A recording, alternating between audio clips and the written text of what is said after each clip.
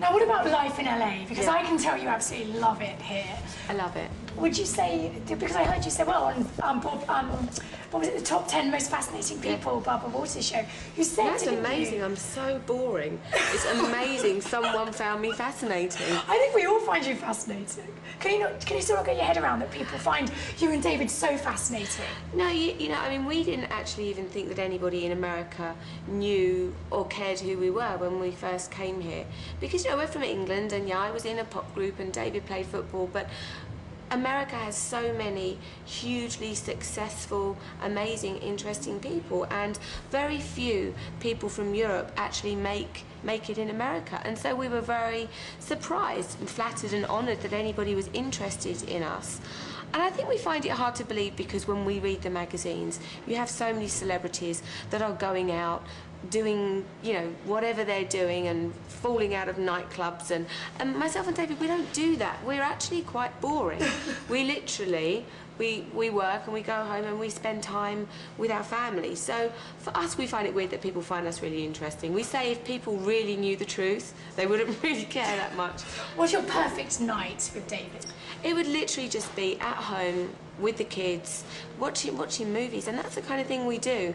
I think people were quite surprised when we first moved here. They did expect us to be in and out of nightclubs and parties and premieres and events, and we just don't do that. I think we've been doing this for long enough, and we love what we do, but we just want to spend private time as a family. So how do you cope with the constant attention of the paparazzi? How do you deal with that? To be honest, there isn't a constant, there isn't that constant attention. I mean, yes, they sit outside our house every day, but, you know, in LA you can get photographed when you want to get photographed, as far as we see it most of the time. Yes, if you go to the Ivy for lunch, you will get photographed. Yes, if you go to Robertson shopping, you will get photographed.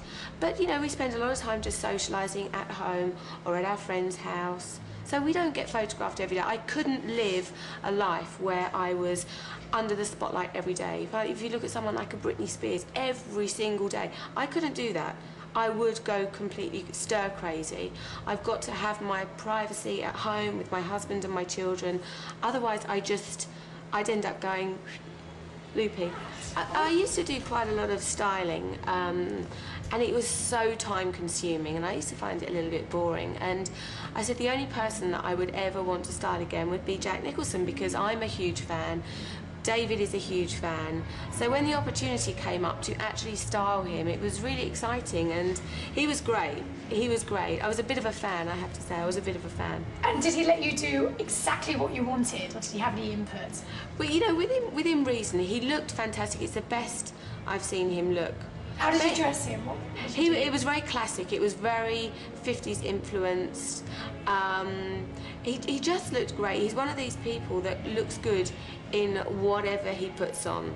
Everything I put on him, he looked great. I was a bit embarrassed touching him though, because, you know, it's Jack Nicholson. And so, you know, every time you've got to sort of go in and sort of like sort out a collar or something, you feel a little bit embarrassed, a bit Don't you have clammy. somebody to do that? Can't you send somebody in? No, I like to you know, I like to be very hands-on Hands-on. myself. But he was great. He was really great, and it was such a good experience.